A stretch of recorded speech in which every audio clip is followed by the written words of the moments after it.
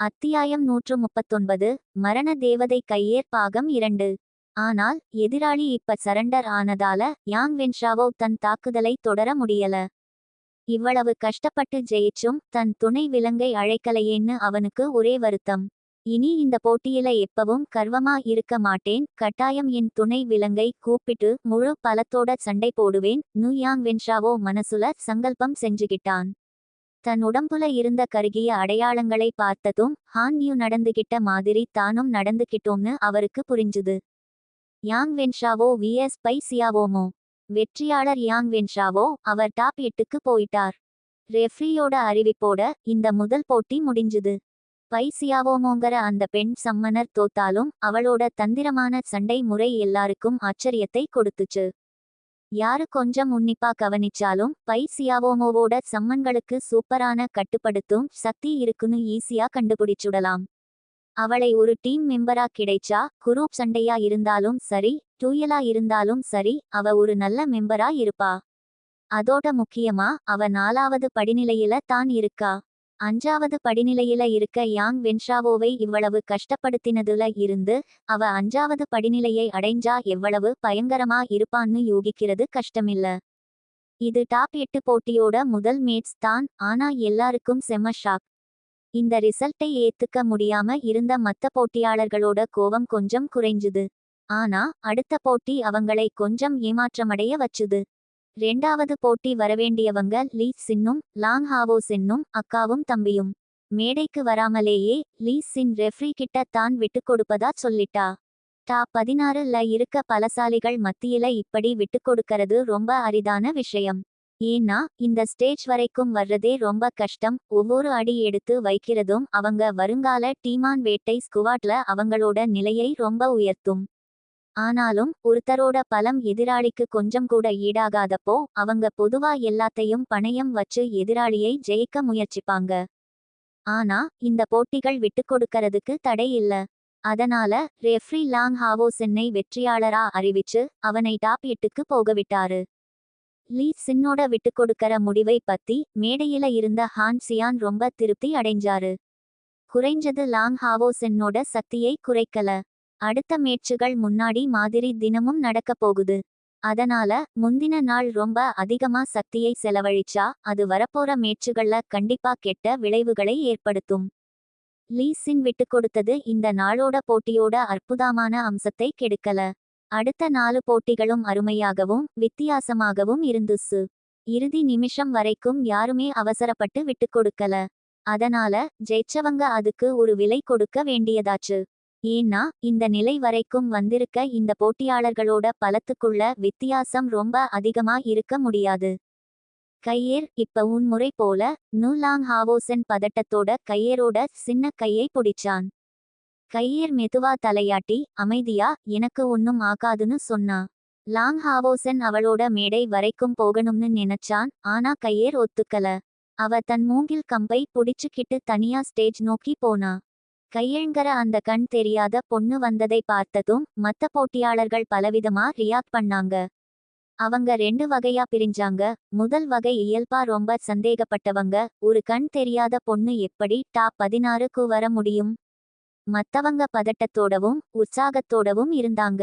ஏன்னா அவங்க ஏற்கனவே அவளோட பயங்கரமான பலத்தை பார்த்திருக்காங்க. குறிப்பா அசாசின் டெம்பிள்ல இருந்து வந்த அசாசின்கள் அவளை சத்தமா உற்சாகப்படுத்தினாங்க. தகுதி சுற்றில் அவளோட அடங்காப்பிடாரியான திறமையை காட்டினதுனால கையேர் ஏற்கனவே இந்த எல்லா மக்களோட அங்கீகாரத்தையும் பெற்று இருந்தா.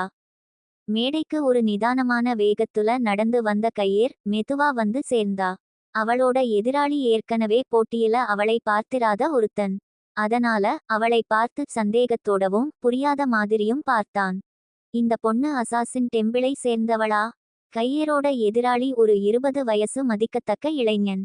அவன் நடுத்தரமா இருந்தான். கையில ஒரு சிகப்பு தடி வச்சிருந்தான். அவன் டாப் 16க்கு வந்த 2வது 4வது படிநிலை கிராண்ட் சம்மனர். முந்தின மேட்சுகள்ல ஸ்பிரிச்சுவல் டெம்பிளோட தோற்றம் ரொம்பவே குறிப்பிடத்தக்கதா இருந்துச்சு. பை சியாவோமோ ஜெயிக்கலனாலும் அவ டாப் போட்டியாளர்களுக்கு ஒரு நல்ல சாய்ஸா மாறினா. மேலும் யாங் வென்ஷாவோவை ஒரு குழப்பமான நிலையில நிறுத்தினா. இப்ப இந்த ஸ்பிரிச்சுவல் டெம்பிளோட கடைசி சீடன் மேலதான் எல்லா கண்ணும் இருந்துச்சு.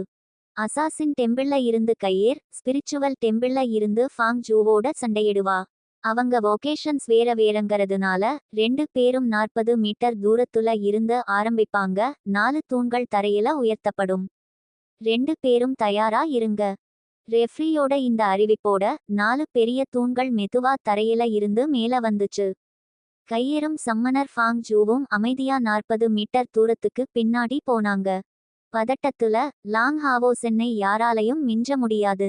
அவன் ஓய்வறையில நின்னுட்டு இருந்தான். மேடையில நடக்குறத பதட்டமா பார்த்தான். கையேருக்கு பதிலா தான் சண்டையிடணும்னு ஆசைப்பட்டான். அவனை பார்த்த லீ சின்னுக்கு புன்னகை வந்துச்சு. அவள், சின்ன முட்டாளே, இவ்வளவு பதட்டப்படாதே.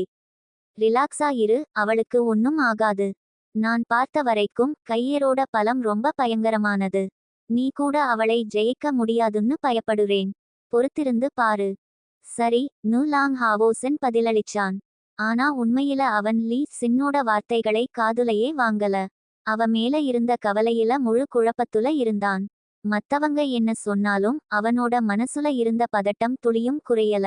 அவன் நினைச்சான், கையேரால் பார்க்க முடியாது. அது மட்டுமில்லாம அவ ரொம்ப பலவீனமா இருக்கா. ஒருவேளை அவளுக்கு அடிபட்டுச்சுன்னா என்ன ஆகும்?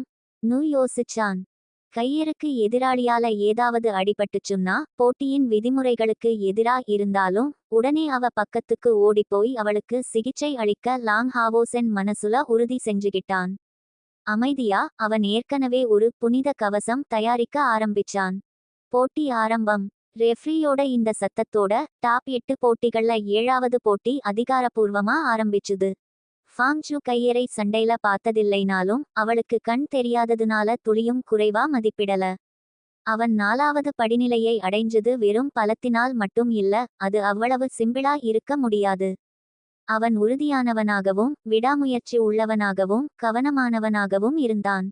அவனோட கையில இருந்த தடி செந்நிற பழுப்பு நிறத்துல மின்னுச்சு. அதை முன்னாடி அசைச்சான். 1 மீட்டர் உயரமுள்ள ஒரு பெரிய நீல நிற பறவை எழுந்து காத்துல பறந்துச்சு. இது சம்மன் மந்திரம் போட்டு வந்தது இல்ல. பார்க்கறதுக்கு இந்த சம்மனரோட தடியோட உச்சியில இருந்து ஒரு பொருள் வந்தது மாதிரி இருந்துச்சு. இந்த தடி குறைஞ்சது ஒரு ஸ்பிரிச்சுவல் நிலை உபகரணம்னு இதை பார்த்தா தெரியும். நீல பறவை காத்துல வேகமாக மேல எழும்பி கையேர் திசையை நோக்கி வேகமாக பறந்துச்சு. அதோட உடம்புல மெல்லிய நீல நிற ஒளி தெரிஞ்சுது. ரெஃப்ரி போட்டி ஆரம்பிச்சுதுன்னு அறிவிச்ச அதே நிமிஷம் கையேர் தன் மூங்கில் கம்பை புடிச்சுக்கிட்டு தன் எதிராளியை நோக்கி நேரா முன்னாடி போனா. அவளோட வேகம் வேகமா இல்ல, வழக்கமா நடக்குறதுல இருந்து எந்த வித்தியாசமும் இல்ல. மூங்கில் கம்பு தரையில மென்மையா தட்டுச்சு. அவ நிதானமா ஒரு அமைதியான தோரணையில் நடந்தா.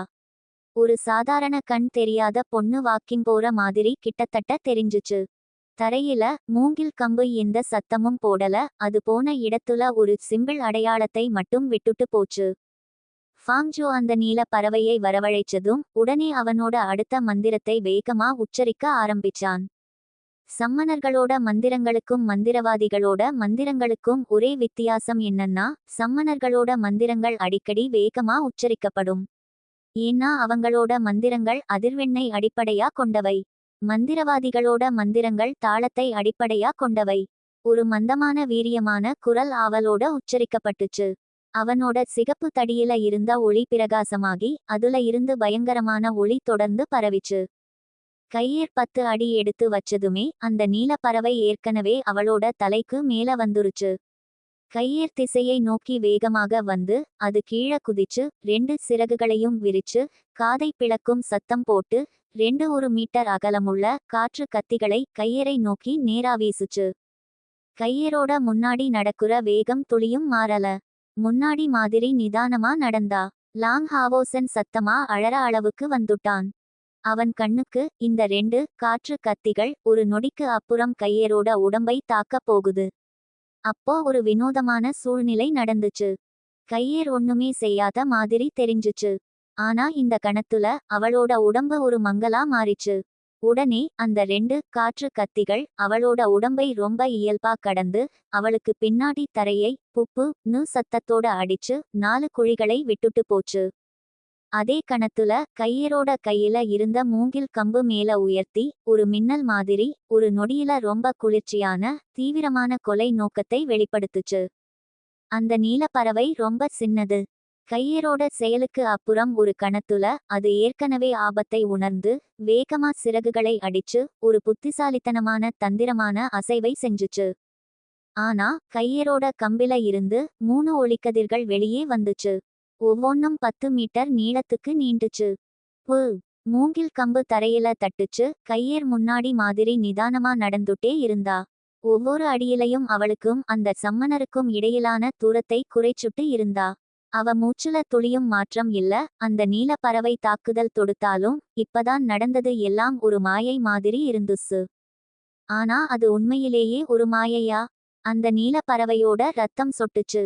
அது சமமா 4 பாகமா பிளவுபட்டு தெரிச்சு தூளா மாறிச்சு.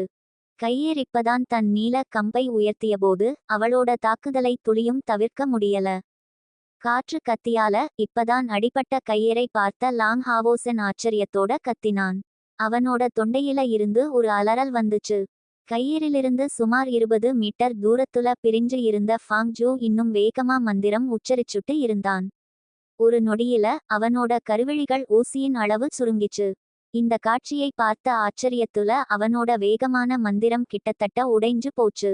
என் புயல் பறவை இப்படி ஒரே நொடியில செத்துடுச்சா? அது 4வது படிநிலை மாயாஜால விலங்கு. அது குறைஞ்சது எதிராளியை கொஞ்சம் தடுக்கணும். ஆனா ஆரம்பத்துல இருந்து கடைசி வரைக்கும் அது கையரோட முன்னேற்றத்துல துளியும் பாதிப்பை ஏற்படுத்தல. அவளோட மூங்கில் கம்பில இருந்து வந்த ஒரு ஒளியால ஒரு சமையல்காரன் செய்ற மாதிரி கையரால சமமா பாகமா பிளவுபட்டுச்சு. அவன் இன்னும் தன் மந்திரத்தை உச்சரிச்சுட்டு இருந்தப்போ அந்த பயங்கரமான இறுதி கொலை நோக்கத்தால வியர்த்து போனான். உடனே தான் எந்த மாதிரி எதிராளியை எதிர்கொண்டு இருக்கான்னு அவனுக்கு புரிஞ்சுது. அவளுக்கு பார்வை இல்லாட்டாலும் அவளோட அடங்காப்பிடாரியான தோற்றம் ஏற்கனவே ஃபாங் ஜூவை அவன் இதுவரை உணராத பயங்கரமான அழுத்தத்தை உணர வச்சுது. முன்னாடி மாதிரி கையேர் மெதுவான வேகத்துல நடந்தா. ஆனா தகுதி போட்டிகள் மாதிரி ஒவ்வொரு அடியும் ஃபாங் ஜூ மேல செலுத்தப்பட்ட மன அழுத்தத்தை அதிகரிச்சுது. ஆனா இந்த ஃபாங் ஜூவும் சிறப்பானவன் தான். இந்த சூழ்நிலையில கூட அவன் தன் மந்திரத்தை எந்த தடங்களும் இல்லாம முடிச்சான். அவன் தன் தடியை முன்னாடி நீட்டினதும் ஒரு சிகப்பு பிரகாசம் வெளியே வந்து ஒரு பளபளப்பான வாசலா மாறிச்சு. உடனே அதுல இருந்து ஒரு பெரிய கர்ஜனை சத்தம் வந்துச்சு. அப்புறம் அந்த வாசல்ல இருந்து ஒரு பெரிய உருவம் வெளியே வந்துச்சு. 6வது படிநிலை மாயாஜால விலங்கு பிரம்மாண்டமான கரடி வஜ்ரா. 4வது படிநிலையை சேர்ந்த ஒரு கிராண்ட் சம்மனருக்கு 6வது படிநிலை மாயாஜால விலங்கை வரவழைக்க முடிஞ்சது ஏற்கனவே மிக உயர்ந்த சாதனை. இதை அவனால செய்ய முடிஞ்சது அவனோட மனத்திறனோடவும் அவன் வச்சிருந்த உபகரணத்தோடவும் சம்பந்தப்பட்டிருக்கணும். இப்படி இருந்தாலும் அவன் இந்த சம்மனை முடிச்சதுக்கு அப்புறம் ஃபாங் ஜூவோட முகம் முழுசா வெளுத்து போச்சு. ஒரு நிம்மதியான உணர்வோட இருந்தான்.